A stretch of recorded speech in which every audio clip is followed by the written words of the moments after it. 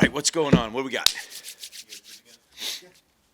Where were you when you found out that you guys were going to the CFP? I was, okay, yes.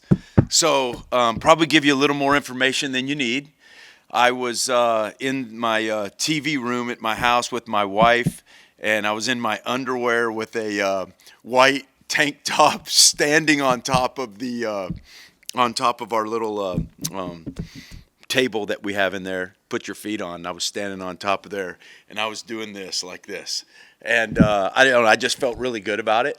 You know, I know people had leaked some stuff on the internet about Alabama and Vegas and all that stuff, and taking them off the books or whatever.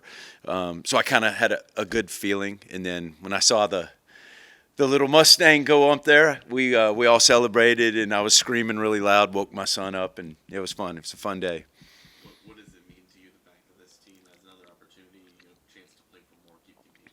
Yeah, like I am not ready to say goodbye to these seniors. So I want to keep winning because I know I'm gonna cry, and I'm just not ready to say goodbye to Junior and Keyshawn and Jake Bailey and Moochie. I'm just not ready for it. So I want to keep winning because of that. Because I'm gonna cry like a baby. I just have learned to just. They're like my sons. I love those guys so much. But this is something that I don't know. It's going to take a while down the road to look back, then appreciate it to how it needs to be appreciated. It's so hard to when you're right in the middle of it because you're grinding and you're thinking about the next game and third downs and red zone but after all of this is over, it will be fun to just take a deep breath and go, wow, what did we just do? That was awesome. What's it been like for you to just watch how your group has kind of progressed throughout this season, especially these last couple of games here, whether it's how they're gelling with Kevin, just each of them individually feels like they've really come a long way in these past couple of weeks. Yeah, and it's when you're rotating guys like we do, it takes a little while to kind of get in that groove sometimes, and I don't know. It didn't start out, and we had a great talk, and we were very transparent about it in our room. We all talked about it because we went into the year with great expectations at the beginning, and then the first couple games, something was just off. It just didn't seem right to us, and we talked about it, and just worked really hard on the details, and talked about how we got to get back to taking the game and putting the game. Not necessarily, it may not be all the way true, but we want to feel this way that the game's going to come down to us jumping up in the air and ripping balls out of the sky. And we want that pressure. We want to feel that way going into the game that we have to produce or we're not going to win. And I think that they took that and ran with it. What did you see from Romello in his first game back? How he was seeing things and starting to gel, and he hasn't really had much. Yeah. Practice, I started noticing he was winded, he got winded real early. But one thing about Romello is he loves to compete. He's a tough kid, doesn't back down from anyone. And I thought for the most part, his first game back from having that big layover, he did fairly well. But I know he's extremely confident, and he'll have a good week of practice next week. He's had a good one this week, so I'm looking for him to be even better. What do you see out of Penn State and what they're able to do against receivers? Yeah, I grew up in Youngstown, Ohio, so, I grew up a Ohio State Big Ten fan. That's all I watched growing up, and, typical bigger guys that can run, always have a great defensive end or a D lineman. They play hard in the secondary. They play, very similar to how Duke played against us. They're going to be outside leverage man coverage, which presents some problems in certain areas, but also creates things in other areas.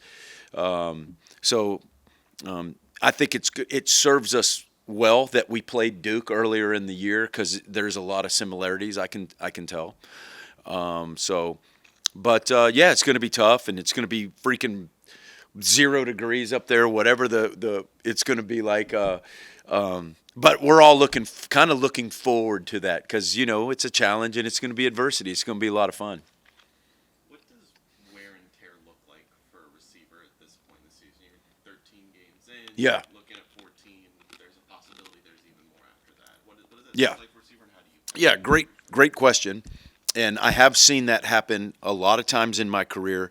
And one thing I've always believed is once you lose their legs, it's very, very, very hard to get them back. I don't even know if you can once you burn their legs out. And I've seen guys get their legs burned out in the 8th game of the season.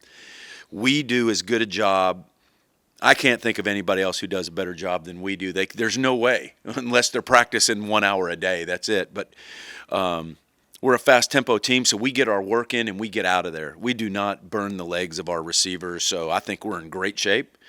And like I said, we do as good a job as anybody in the country in the way that we practice. That is always on our mind, the wear and tear, and our practices are set up so that we can be our strongest in this time of the year. Can you go a little more into specifics, like what it takes in practice to make sure that the legs don't get burned? Well, first of all, I got 6 receivers. I got 6 good players, and we rotate them so they're not taking the brunt of every single rep in team periods and stuff like that. They're getting half the reps, so we're saving them there. We don't go out. We're not out on the field very long for any practice. We have learned the art of you've opened up a can of worms, and I'm going to go into it. So, practices used to be like 2.5, 3 hours every day. Some guys are probably still doing that. But then the tempo emerged in college football. Okay, well, if you're going to get more plays in, all right, you can't still be out there 2.5, 3 hours, or you're going to burn the kids out. But some guys haven't realized that, and they keep doing the same thing. Well, yeah, you're going to burn them out. You are.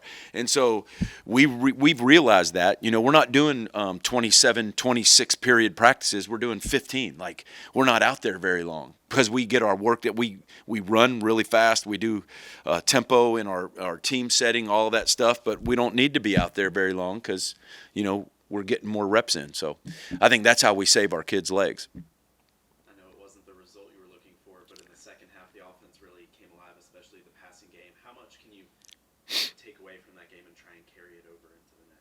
Yeah, tempo is it's something that builds, all right?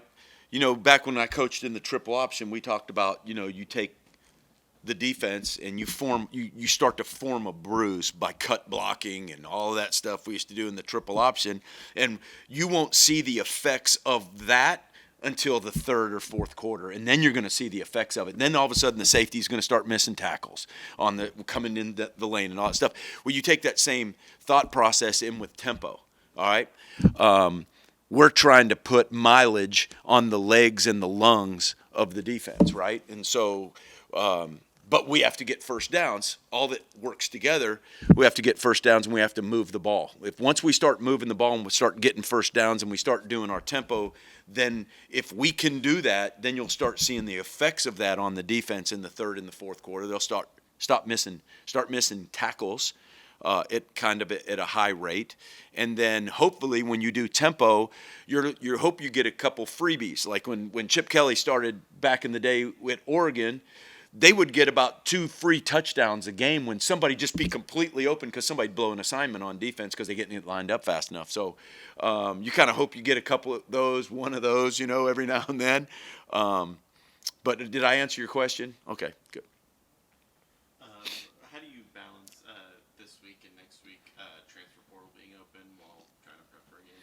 I don't know if you can balance it. I think you just you talk about burning out. We get burned out as coaches. Like, you got to prepare and you got to recruit, and however long that takes, you just stay up and get the job done.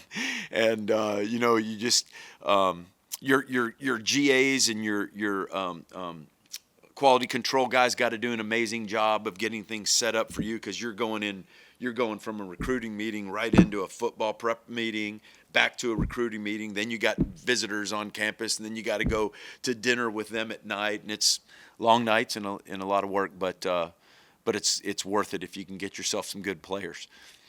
Anything particularly exciting when you talk to guys like that, when they're seeing you, at this point in the season still competing. Oh yeah, that always helps in recruiting. Like we're one of 12, competing for a national championship. So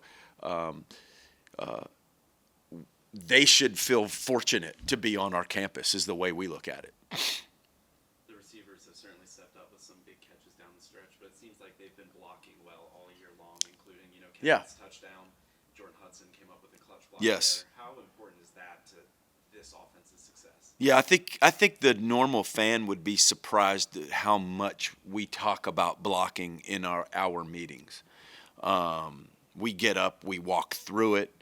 I challenge them. I challenge their, I don't know, saying manhood's probably a bad word, but I challenge them about being tough. Nobody's paying money to come out there and watch you be soft and stand around and watch the play. And also, if you say you're a teammate and you love your brothers and all that stuff, well, if you love your brother, you hate to see somebody hit him. So you got to take hits off of your teammates, and the way you take hits off your teammates is go and cover your guy up and block guys, and don't let them get free shots on your quarterback, your running back, and it's you sacrifice for each other, and that's what I talk about that from day one. It's all about sacrifice. Football's the greatest team sport ever. You have to sacrifice for each other to be successful. It's the only way you're ever going to be successful. Good? All right, thank you, guys. Yep, that's yours.